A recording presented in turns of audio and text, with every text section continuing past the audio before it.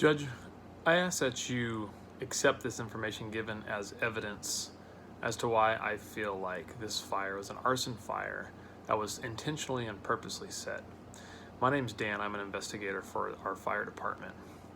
Our fire department was dispatched to the scene of this fire at approximately 1:17.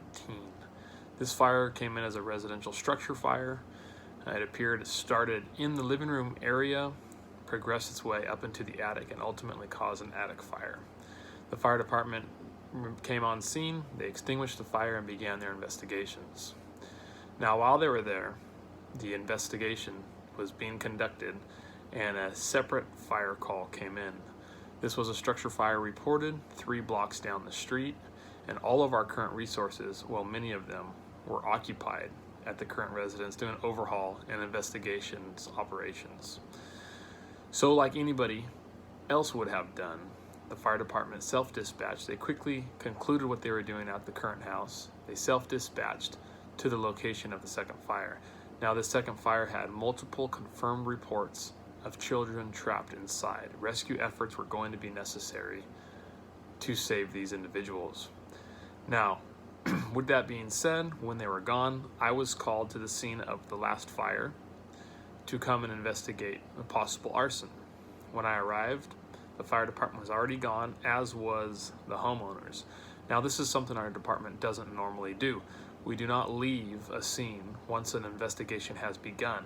However, because of exigent circumstances, they left the scene of this fire to save life and property, preferably or particularly life, from the other residents. This is the basis which I ask you accept our evidence on exigent circumstances. There's multiple case law, Mincy versus Arizona in 1978, State versus Harris in 2001. Both judges sided with accepting the evidence under the exigent circumstances.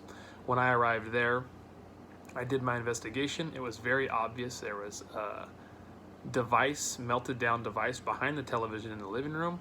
There was pour patterns of liquid fuel that was dumped from the television room into the kitchen area, both easily seen from the front porch through the window. I conducted my investigations.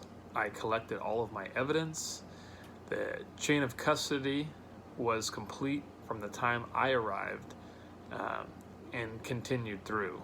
Now, there was a short time when the fire department left and I was not there that the chain of custody was not in place. However, based on exigent circumstances, the fire department acted in a way I feel they had to.